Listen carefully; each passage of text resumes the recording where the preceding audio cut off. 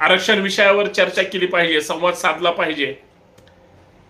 आणि महाराष्ट्रामध्ये तुमच्या माझ्या खरं तर आरक्षण चळवळीतल्या सरकारकडून ज्या अपेक्षा आहेत, ज्या गरजा आहेत, त्या पूर्ण सरकार करतं की नाही किंवा सरकारची ती अपेक्षा आहे की नाही, या सगळ्या मुद्द्यावर असं वाटतं की भरभरून बोललं पाहिजे. आणि म्हणून मी आपल्या समोर याच मुद्द्यावर चर्चा करण्यासाठी आलेलो आहे. आणि ती चर्चा तुमच्या सोबत दिलखुलास व्हावी एवढीच माफक अपेक्षा आहे, बाकी काय विषय नाही. आरक्षण हे महत्वाचं आहे. आता जर काल परवा माननीय सर्वोच्च न्यायालयाने SC आणि STच्या आरक्षणासंदर्भात फार मोठी भूमिका घेतली. म्हणजे 26 जानेवारी 1950 रोजी या देशाला भारतीय संविधान मिळालं आणि ते देशात लागू झालं. संविधानाची निर्मिती 26 नोव्हेंबर 1949 ला झाली. लागू आपल्या देशात 26 जानेवारीला झालं, म्हणजे लगेच जानेवारी महिन्यात. त्यावेळेस आरक्षणाची जी काही चौकट होती, या देशामध्ये फक्त SC आणि STच्या प्रवर्गातल्याच लोकांना त्या ठिकाणी आरक्षण होतं. OBC हे नंतर आलं, ज्यावेळेस मंडल कमिशन आलं त्याच्यानंतर OBC आरक्षणाची एंट्री झाली. त्याच्या अगोदर SC आणि STच होते. त्या दिवसापासून आज तागायत ज्या काही म्हणजे 40, 50, 60, 70 ज्या काही जाती असतील, आणि मग देशभरात वेगळ्या वेगळ्या राज्यांमध्ये वेगवेगळ्या त्या SC ST मध्ये ज्या काही जाती आहेत, त्यांचा जो काही समावेश त्याच्यामध्ये करण्यात आलेला आहे, तो जर समावेश आपण लक्षात घेतला तर एकदा त्याच्यामध्ये एंट्री केली तर दुसऱ्याला एंट्री त्यांनी नंतर दिलेली नाही. आणि अजिबात हलवता येत नाही. आरक्षणाची मर्यादा 10 वर्षाची होती, परंतु 10 वर्षानंतर सरकार ते बदलू शकलं नाही. आणि सरकारची तशी नियत पाहिजे हा नंतरचा विषय. आणि मग आरक्षण किती महत्वाचं आहे, गेल्या 75 वर्षामध्ये देशाची प्रगती झाली की नाही माहित नाही, परंतु माणसांची प्रगती मात्र, त्यांच्या विचारांची प्रगती मात्र होणं जे अपेक्षित होतं ते कालांतराने तुम्ही आम्ही त्या विचारांशी म्हणजे उपेक्षित राहिलो असं म्हणलं तरी हरकत नाही किंवा वावगं नाही. आज महाराष्ट्राचा जर आपण विचार केला, धनगर समाज ताकदीनं आरक्षण मागतोय, मोर्चे आंदोलनं सुरू आहेत. मराठा समाज आरक्षण मागतोय, मोर्चे आंदोलनं सुरू आहेत. मुस्लिम समाजा तर म्हणजे त्या धर्मात जन्माला येणं हे सुद्धा तसं धार्मिक दृष्ट्या किती म्हणजे संकटाचं आहे. त्यांना आरक्षणच मिळू द्यायचं नाही अशा पद्धतीची एक व्यवस्था आहे. भले ते या देशाचे नागरिक असले तरी त्यांच्या आरक्षणाचा मुद्दा आहे. आता हा एक मुद्दा आहे. आणि जे प्रवर्गामध्ये आरक्षण आहे, जसं SC मध्ये म्हणजे ज्या काही 30-40 जाती आहेत, म्हणजे त्यांच्या आणि त्यांच्या अंतर्गत वाद हाच जरी समजा महत्वाचा असला तर प्रत्येकाला असं वाटतं की आमच्या हक्काचं आरक्षण दुसरी जात त्या ठिकाणी हे करते. पण असं कुणीच म्हणत नाही की त्याच्यामध्ये सुद्धा स्पर्धा आहेत. आणि त्या स्पर्धेच्या युगामध्ये आरक्षणाची ज्या पद्धतीनं जी काही बांधणी आणि जी काही गरज समाजाची आहे ती ओळखून घेतली पाहिजे. आणि मग माननीय सर्वोच्च न्यायालयाने मागच्या आठवड्यात त्या अमेंडमेंटची तारीख आता मग सांगत नाही, परंतु मी ते इंग्रजीमध्ये आहे ते मागून घेतलंय. उद्या सगळं वाचून मी त्याच्यावर चांगला सविस्तर चर्चा सुद्धा करणार आहे. कायदेशीर बाजू माझी अशी इच्छा आहे, संतोष शिंदे साध्या भाषेत तो मांडण्याचा प्रयत्न करेल आणि मी करणारच आहे, म्हणजे त्याच्याबद्दल काही दुमत नाही. पण एक क्रांतिकारी निर्णय माननीय सर्वोच्च न्यायालयाने घेतला की SC आणि ST प्रवर्गाचं आता कॅटेगरीमध्ये म्हणजे सब कॅटेगरी त्या ठिकाणी होणार आहेत. म्हणजे जसं OBC मध्ये भजक 3 त्या ठिकाणी गट केले, तसे आता SC मध्ये सुद्धा आणि ST मध्ये सुद्धा होणार आहेत. म्हणजे जसं धनगर समाज आरक्षण मागतोय, ST मध्ये मागतोय, आदिवासी म्हणून मागतोय, समावेश होऊ शकत नाही म्हणून फेटाळलं जातंय. 40 वर्ष त्या ठिकाणी संघर्ष केला जातोय, मिळत नाही. मी का उदाहरण देतोय, कारण आता आरक्षण मिळण्याचं एक सूर्याचा किरण म्हणा किंवा एक स्पेस म्हणा आता सुप्रीम कोर्टाच्या त्या निर्णयामुळे त्या ठिकाणी झाली की सब कॅटेगरीमध्ये आता धनगड म्हणून तो समाज एंट्री करू शकतो आणि इतर राज्यामध्ये जसं ST मध्ये आहे तसं. म्हणजे हे उदाहरण इथं परफेक्ट बसू शकते. तीच परिस्थिती एससीची सुद्धा होणार आहे. म्हणजे त्याच्यात ज्या काही जाती आहेत आणि असं कुणाला वाटतं की आमच्यावर अन्याय होतो, मग त्यांचे खासदार किंवा त्यांची लोक सभागृहामध्ये संसदेच्या ताकदीनं बाजू मांडतील आणि ते त्या ठिकाणी भूमिका पूर्ण करून घेतील. आज मला असं वाटतं भूमिका मांडणारे, रेटणारे आणि ती भूमिका पुढे घेऊन जाणारे अपेक्षित आहेत, जे आज राज्यामध्ये दिसत नाही. म्हणजे मी देशभरातलं सुप्रीम कोर्टाने ज्यावेळेस माननीय सुप्रीम कोर्टाने हे सगळं केलं, याचा अर्थ प्रियम्बल बदलला जाणार आहे आणि ज्या काही म्हणजे निगेटिव्ह नरेटिव्ह काही तथाकथित मंडळी जे प्लांट करतायत ते अजिबात खऱ्या नाहीत. तर जे काही मी आता चर्चा करतोय ते तशा पद्धतीनं होणार आहे असं एकंदरीत वाचनातून समोर येत आहे.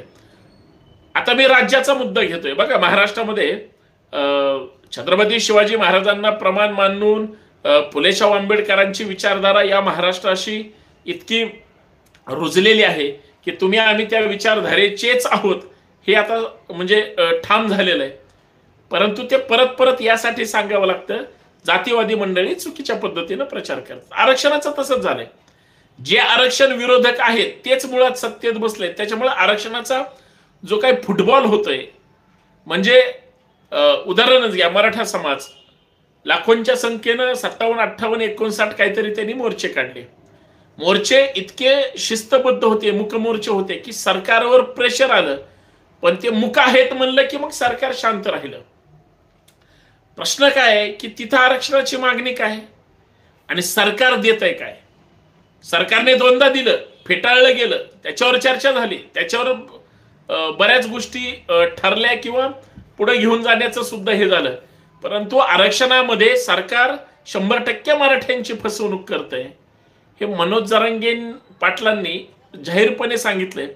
सरकारने मनोज जरांगे पाटलांना सुद्धा त्यांच्या त्या घेऱ्यात घालण्याचा प्रयत्न केला, पण त्यांची जी प्रामाणिक भूमिका आहे, मराठ्यांप्रती आहे, धनगरांप्रती आहे किंवा इतर, ते सगळ्यांसाठी लढणार अशी जी भूमिका त्यांनी घेतली, लोक त्यांना रिस्पेक्ट द्यायला लागले. एक महत्वाची गोष्ट काय झाली, सरकार त्यांनी त्यांच्या पायाशी आणून बसवलं. सगळे मंत्रिमंडळ पायाशी होतं. कारण जो काही इन्सिडन्स तिथं घडलेला आहे, राज्याचा मुख्यमंत्री मराठा समाजाचा आहे आणि मराठ्यांवर अन्याय होतो आणि मराठा आरक्षण मिळत नाही, पण सरकार एकाच जातीचं आहे का असं पण बोलू लागले, चर्चा लागली. आणि मग ओबीसींना उचकवण्यात आलं की तुमचं आरक्षण धोक्यात आहे, तुम्ही रस्त्यावर आलं पाहिजे. या सगळ्या ह्याच्यामध्ये जरांगेंच्या ज्या काही मागण्या आहेत, ओबीसींच्या ज्या काही मागण्या आहेत, इतर जातींच्या, धनगरांच्या ज्या काही मागण्या आहेत, सरकार त्या आरक्षणाच्या मागण्या किंवा भूमिका समजून घ्यायला तयार आहे का? तर गांभीर्यानं विचार केला आणि त्याचं उत्तर शोधण्याचा प्रयत्न केला तर उत्तर हे सरकारकडं नाही. आरक्षण देऊ शकत नाहीत, देऊ शकले नाहीत, बोलू शकत नाहीत, मांडू शकत नाहीत, सांगू शकत नाहीत. इतकी जर आरक्षणाची विधारक परिस्थिती असेल तर मग सरकारचा सत्तेत असून उपयोग काय? काल परवा मी एक आर्टिकल वाचलं आणि त्याच्यामध्ये आरक्षणाची कशी मागच्या 40-50 वर्षात फरफट झाली आणि कशी ह्या 6 महिन्यात फरफट झाली. जरांगे महाराष्ट्राला ह्या 4-6 महिन्यातच माहीत झाले समजा, परंतु त्यांनी जे प्रामाणिकपणे आंदोलन पुढे घेऊन गेलं, त्यांच्या काय मागण्या आहेत आणि सरकारने, शिंदे साहेबांनी काय दिलंय, फडणवीस साहेब कसे मध्ये मध्ये पिना मारतायत किंवा अजित पवार कसं वेळ काढूपणा करतायत, या सगळ्यांचा इंटरेस्ट झिरो आहे आरक्षण ह्या प्रकरणामध्ये. त्यांना समाजाची मतं पाहिजेत, सगळ्यांना एकत्र म्हणजे असावं असं कुणाला वाटतं न वाटतं हा संशोधनाचा विषय. पण समाजाच्या गरजा नेत्यांच्या कधीच लक्षात येत नाहीत.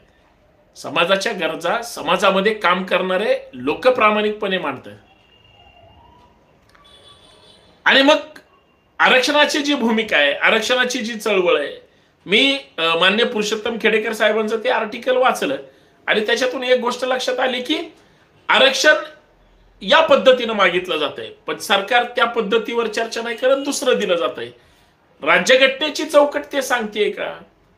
याचा अर्थ मी जे माझ्या टायटलमध्येच प्रश्नात की जरांगेंच्या म्हणजे सध्याची अवस्था आहे, म्हणजे येणार आहे मी त्या विषयावर की आज जरांगे म्हणजे कधी काय होईल सांगता येत नाही, एवढी शरीराची त्यांची अवस्था भयानक झाली. लाखो लोक त्यांचं स्वागत करतायत. आता त्यांचं जे काही मेळावे, मोर्चे जे काय चालले, मग या पद्धतीनं चाललेल्या गोष्टी सरकारला लक्षात येत नाहीत आणि सरकार ईडब्ल्यूएसच्या गप्पा हाणल्या. सरकारने दोनदा ईडब्ल्यूएसचं आरक्षण दिलं, पण साहेब ईडब्ल्यूएस आरक्षण हे सरकारनेच बाद ठरवलंय. आत्ताच परवा नोटिफिकेशन काढलं त्यांनी, जी काय आता याची भरती त्या ठिकाणी झाले तिथं ईडब्ल्यूएस. मग मराठ्यांना का फसवलं? साधं म्हणजे अर्थ आहे ना त्याचा. म्हणजे सरकार जर जाणीवपूर्वक फसवणार असेल तर फसवणूक सुद्धा सरकारच करते. आणि फसतंय कोण? भोळा बाबडा समाज. आज समाजाला चांगल्या मार्गदर्शनाची, प्रॉपर आरक्षणाच्या चळवळीच्या अभ्यासकांची आणि सगळ्यात महत्वाचं प्रामाणिकपणे, पैसे खाणारे नाही, प्रामाणिकपणे लढणाऱ्या कार्यकर्त्यांची प्रत्येक समाजाला गरज आहे. कारण पैशावर विकले जाणारे कार्यकर्ते आणि नेते सरकारमध्ये बसलेले आणि किंवा सत्तेमध्ये किंवा लोकप्रतिनिधी म्हणून बसलेले बरोबर अशा स्वार्थी लोकांना हाताशी धरतात आणि अख्ख्या त्या संघर्षाच्या आंदोलनाचा म्हणजे चुराडा करून टाकतात, दिशाभूल करून टाकतात किंवा घात करतात असं म्हणलं तरी हरकत नाही.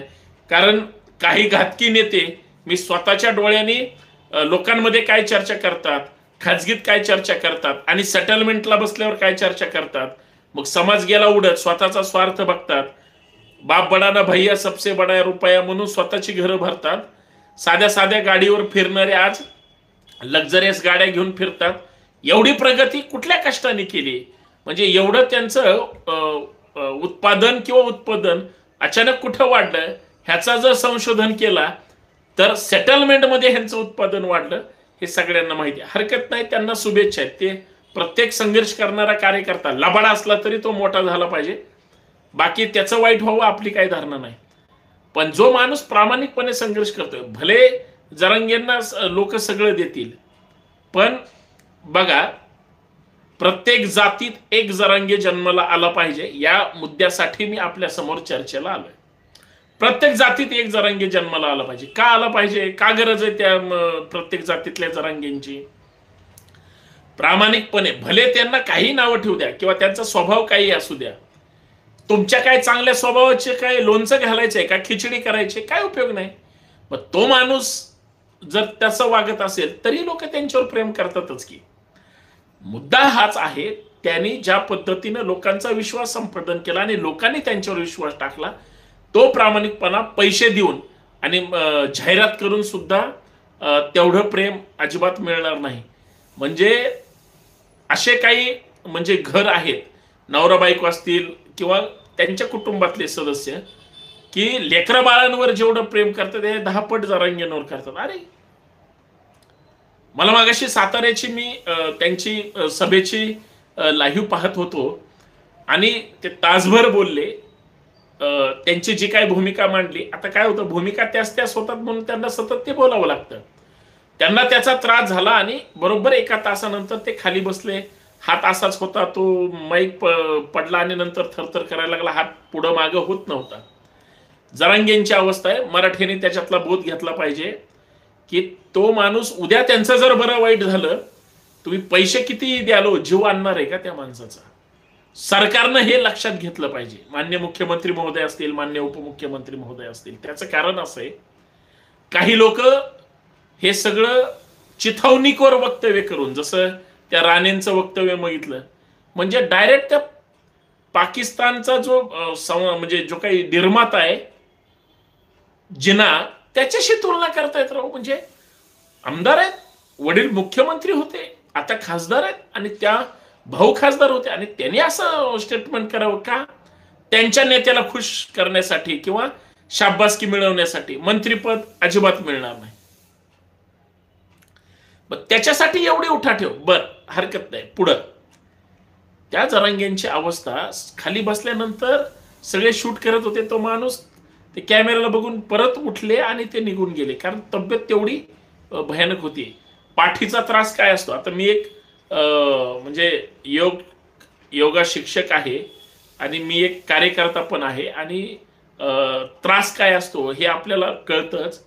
तशा त्रासामध्ये तो माणूस तरी पण फिरणार. उद्या पुण्यामध्ये येणार आहेत, उद्या 11 तारीख आहे आणि रविवारी असल्यामुळे उद्या त्यांचा तीच साताऱ्यातली रॅली आता संध्याकाळी निघून किंवा उद्या सकाळी निघून त्या पुण्यात येणार आहे. पुण्यातून परत अजून पुढे जाईल. जीवाचं काय, जीवाची काळजी. म्हणजे यांची अवस्था, मनोज जरांगे पाटलांची आत्ताची अवस्था अत्यंत वाईट आहे, बिकट आहे. आणि दुसऱ्या बाजूला सरकारची भूमिका अत्यंत निष्ठुर आहे, कठोर आहे आणि हिताची नाही. आणि मग ते सरकार विरोधात बोलतात. हे बघा, सरकार कुणाचंही असू द्या, संघर्ष करणारे सरकार विरोधात बोलणारे, पण बार्गेनिंग करणारे किंवा चर्चा संवाद करणारे हे चांगली भूमिका मांडून तुमच्या सगळ्या बोलणाऱ्या प्रवक्त्यांना किंवा त्या वाचाळवीरांना हे थांबवणार आहेत की नाही. म्हणजे आज महाराष्ट्राला एक प्रबोधनाची, चांगल्या केडरची आणि विचारांची गरज आहे. सगळ्यांना एकत्रित ठेवण्याची गरज आहे. तर हे जाती जातीमध्ये आणि धर्माधर्मामध्ये कसं विष पेरलं जाईल. आता काय म्हणे, जरांगेंचा आंदोलनाच्या भूमिकेचा फायदा हा मुसलमानांना होणार आहे. काय मुसलमानांचा संबंध आहे बरं? मुसलमान या देशाचे नागरिक नाहीत का? बरं, EWS हा फक्त काय कुठल्या ओपन मध्ये बसणाऱ्या प्रत्येक त्या व्यक्तीसाठी, मग त्याच्यामध्ये ओपन मध्ये जेवढ्या जाती येणार आहेत किंवा जे बसतात त्या सगळ्यांसाठी. आता जर मग त्याच्यात ते बसले आणि तुम्ही झोपले, विषयच नाही ना. तुम्ही घ्या ना ताबा त्या जाग्यांचा, पण का? धर्मावर बोलल्याशिवाय, धर्माच्या विरोधात बोलल्याशिवाय, वादविवाद लावल्याशिवाय, संघर्ष केल्याशिवाय ह्यांचं दुकानच चालणार नाही.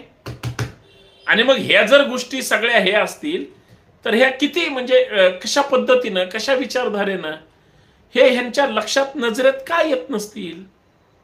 काय ह्यांना त्या लोकांची तळमळ कळत नसेल? कारण भाजपला मुस्लिम टार्गेट करून तुमचं आरक्षणाचं आंदोलन काय आहे याच्यापेक्षा तुम्हाला डॅमेज करून, बघा, मुस्लिमांचा फायदा होतोय म्हणलं की जरांगेंच्या आसपास जे आरक्षण मागणारे हिंदुत्ववादी असतील, जरांगेंचे समर्थक म्हणून भिडे गँगचे वगैरे लोक घुसले होते त्यांच्या ह्याच्यामध्ये, तर ती जी लोक आहेत ती ह्या मुद्द्यामुळे बरोबर बाजूला जाणार. ते जावेत किंवा न जावेत ह्याच्याशी मला काय देणं घेणं नाही. जसं आज छत्रपती शिवाजी महाराजांचे वंशज छत्रपती आमदार शिवेंद्रराजे भोसले महाराज जरांगे पाटलांना भेटले. त्यांनी काय सांगितलं, मी जरी त्या पक्षाचा असलो, ते साताऱ्यात हॉस्पिटलमध्ये आहेत आणि मी एक समाजाचा घटक म्हणून सुद्धा मी तिथं गेलो. हा त्यांचा मोठेपणा आहे. पण त्यांची बाहेर विचारधारा पक्षाची आणि त्यांची कंप्लीट त्या भूमिकेच्या विरोधात, पण ते गेले का नाही तिथं, हा मोठेपणा समजून घेतला पाहिजे. नाही कोण घेत. आणि मला सांगा, मग हे जर असंच होत राहिलं म्हणजे धार्मिक ध्रुवीकरण करायचं, खाली सुद्धा मराठा ओबीसी वाद लावायचा आहे, मराठा दलित वाद लावायचा आहे, त्यांच्यात भांडणं लावायचं, तर राजकारण करायचं आहे. हे जर पुढाऱ्या लोकांची जर म्हणजे ती काय आयडियोलॉजी सिस्टीम असेल, राज ठाकरे काय भूमिका मांडतात, राज ठाकरे तर आरक्षणाची महाराष्ट्राला गरजच राहणार नाही किंवा राहू नये किंवा नाही असं म्हणतात, त्या अर्थात त्यांच्या डोक्यात दुसरं प्लॅनिंग असू शकतं. पण त्यांची हिंमत झाली ना आरक्षण नकोय म्हणण्याची किंवा त्या आयडियोलॉजीनं विचार करायची. आता राज ठाकरे का असं म्हणले? कारण जे काही जाती जातीमध्ये किंवा राजकारणामध्ये सुद्धा पॉलिटिक्समध्ये काही लोक षडयंत्र करतात असं ते म्हणतात. भूमिका तेच मांडतात पण ते दुसऱ्यावर ढकलतात. आरक्षण नकोय किंवा नसलं पाहिजे किंवा परप्रांतीयाचा त्यांनी जो मुद्दा दिला किंवा काढला, याचा अर्थ त्यांना म्हणजे आरक्षणावर त्यांचं फार प्रेम आहे असं वाटत नाही. पण त्यांच्यासोबत जे मराठा बहुजन समाजाची लोक आहेत त्यांच्या आरक्षणाची भूमिका काय असेल, तर ते जी साहेबांची असेल त्यांची. असं कसं काय चालेल? अशाने समाजाचा सत्यानाश होईल, अशाने समाजाला काहीच मिळणार नाही, अशाने सामाजिक विद्वेषाचं राजकारण तयार होईल. हे राज ठाकरेंना समजत नाही का? राज ठाकरेंना हे कळत नाही का? राज ठाकरे एवढे ती भूमिका समजून घेणे इतपत विचार करत नसतील का? ठाकरेंची आयडियोलॉजी महाराष्ट्राला नक्की माहिती. मग ते ठाकरे म्हणजे उद्धव ठाकरे असतील किंवा राज ठाकरे असतील, पण ते नंतर जे काय वेगळे झाले त्याच्यातून यांच्या भूमिका बदलत चालल्यात, हा संशोधनाचा विषय. त्याच विचाराने सरकार प्रयत्न करतंय का, विचार करतंय का, भूमिका मांडतंय का? मी का चर्चा करतोय? मित्रांनो बघा, दोन चार बारीक गोष्टीनं जर विचार केला, आणि विचार याच्यासाठी करायचा कारण विचार केला तरच चर्चा होते, आणि चर्चा केली तरच तुम्हाला त्या मुद्द्यातलं गमक कळतं. म्हणून मी आता गेले 8-15 दिवस झालं योगाच्या माध्यमातून लाईव्ह येत होतो. मला भूमिका मांडायच्या होत्या. तुम्ही सगळे पाहत नाही, जास्तीत जास्त शेअर करत नाही किंवा शेवटपर्यंत व्हिडिओ पाहत नाही. तुम्ही माझ्या इतर संतोष शिंदे ऑफिशियलच्या किंवा इतर आपल्या चॅनलवरच्या फेसबुक पेजवरच्या व्हिडिओ पाहत नाही किंवा शेअर करत नाही. म्हणून असं वाटलं की थोडा ब्रेक घ्यावा, परंतु तुमचा प्रतिसाद हजारो पट चांगला आहे याची मला कल्पना आहे. आज महाराष्ट्राला मी प्रामाणिकपणे सांगतोय, महाराष्ट्र पेटवणाऱ्यांची गरज नाही, महाराष्ट्र वाचवणाऱ्यांची गरज आहे. आज पेटवण्याची भाषा होते. सरकारमधले आमदार किंवा लोकप्रतिनिधी किंवा त्यांची लोक इतकं टोकाचं बोलतात. जो भारताचा शत्रू आहे आणि फाळणी झाल्यावर जिना गेला ना तिकडं, मग जिनाचं जरांगेंना कनेक्शन जोडणं म्हणजे अख्ख्या मराठ्यांना त्या ठिकाणी दुखावणं, असं फडणवीस साहेबांना वाटत नाही का? मला असं अजून सगळ्यात महत्वाची जी चर्चा करायची आहे, मी जे 2-4 मुद्दे म्हणले त्यातला पहिला मुद्दा, भाजपचे जे काही लोक बोलतात, दरेकर असतील, राणे असतील, अजून कोणी असतील, पक्षाची भूमिका आहे ही 100% निर्विवाद गोष्ट आहे. धर्माच्या नावावर तर त्यांची मुस्लिम कसे वाईट आहेत हे सांगण्याचे आहे, आणि जे जे चुका करतात मुस्लिम समाजात त्याच्यामुळं समाजाला ते सगळं सहन करावं लागतं, हा पण तितकाच महत्वाचा मुद्दा आहे. पण आरक्षणच त्यांना द्यायचं नाही किंवा आरक्षण विरोधीच भूमिका या लोकांची आहे, अशा त्या ठिकाणी भूमिका मांडत असताना आरक्षण राहिलं बाजूला, आणि आरक्षण चळवळीच्या नेत्यालाच इतकं डॅमेज करायचं, इतकी हिंमत सरकारमधून, सरकारचा आशीर्वाद असल्याशिवाय तर होत नाही ना. मनोज जरांगे पाटलांना डॅमेज करायचं किंवा अत्यंत खालच्या पातळीची टीका करायची, अत्यंत बदनाम करायचं किंवा ट्रोलिंग करायचं, याचा अर्थ फक्त मराठ्याच्या नेत्याला होणार आहे आणि ते ओबीसीच्या नेत्याला होणार नाही, हे डोक्यातून काढून टाका. त्यांना सुद्धा बदनाम करणारी एक स्वतंत्र यंत्रणा आहे. फक्त आताच्या ओबीसीचे जे काही आंदोलन करतायत असं दाखवतात, हे सगळे सरकार समर्थक आहेत, भुजबळ समर्थक आहेत, स्वतः भुजबळ पण आहेत. हे सरकारचे लाभार्थी आहेत का नाही? मी जर ओबीसी असेल तर माझा नेता हा निपक्षपाती पाहिजे किंवा समाजाचा माणूस तरी आंदोलन करणारा, खरंय की नाही?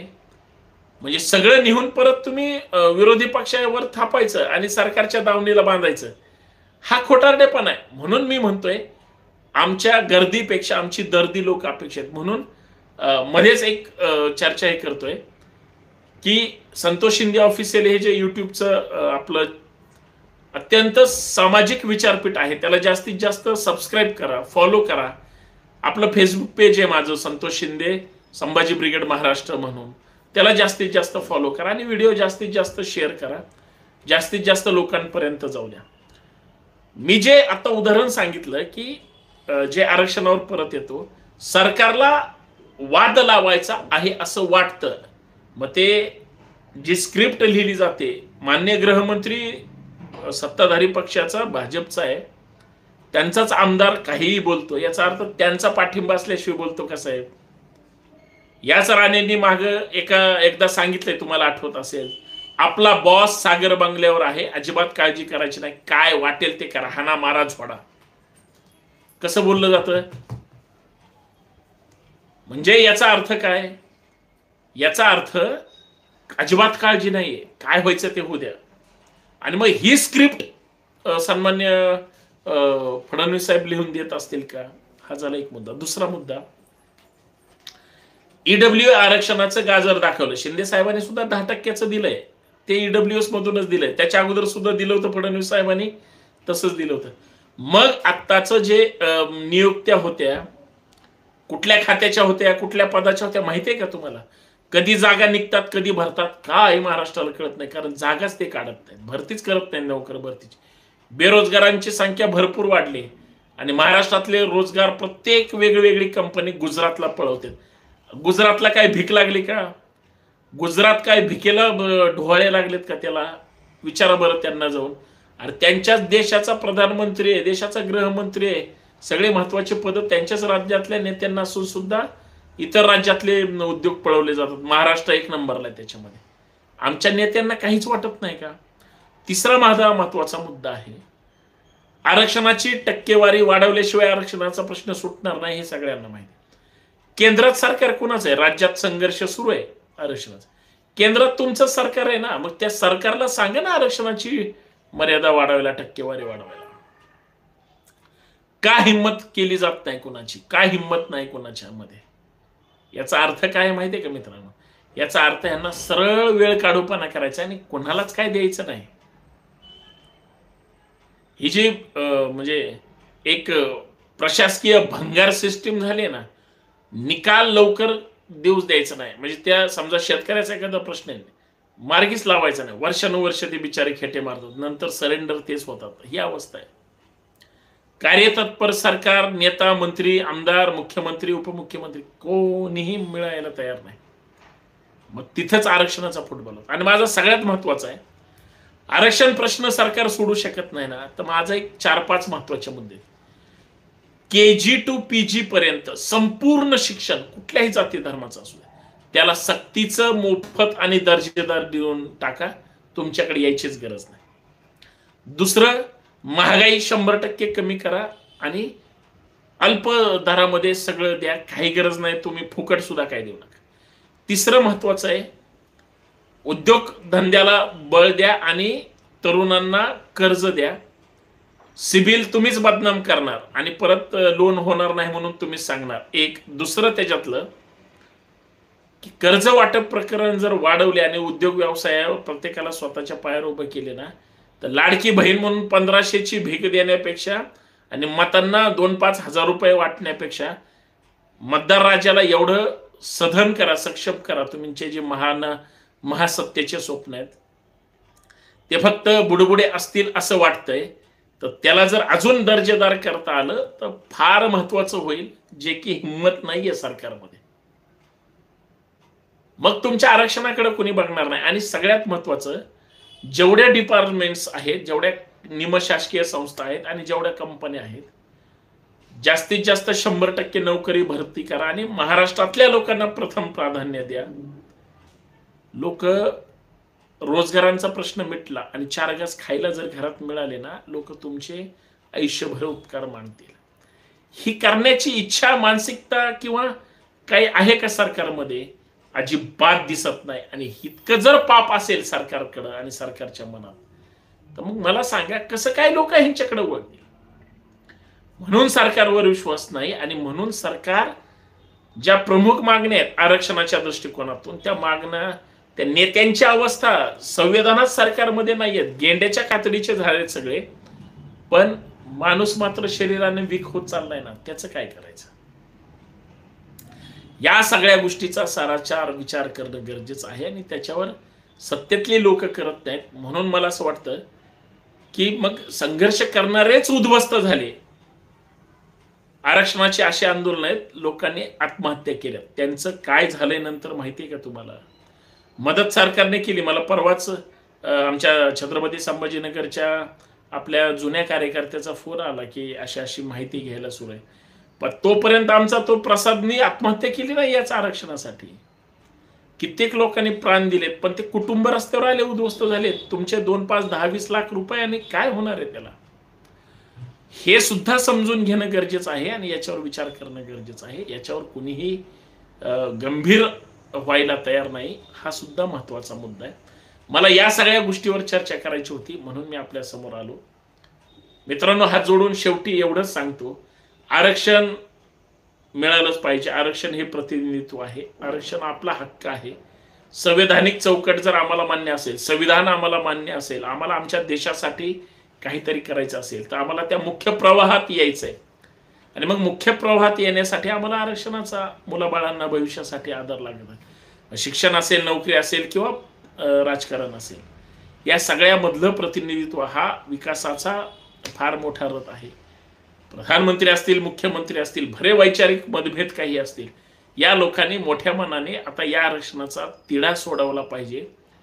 जीव जाण्यापेक्षा जिवंत माणसांना आरक्षणाचा लाभ मिळाला पाहिजे. आणि आरक्षण हे जर प्रतिनिधित्व असेल तर तो जर समाजाचा हक्क असेल तर ती देण्याची हिंमत सुद्धा सरकारने दाखवली पाहिजे.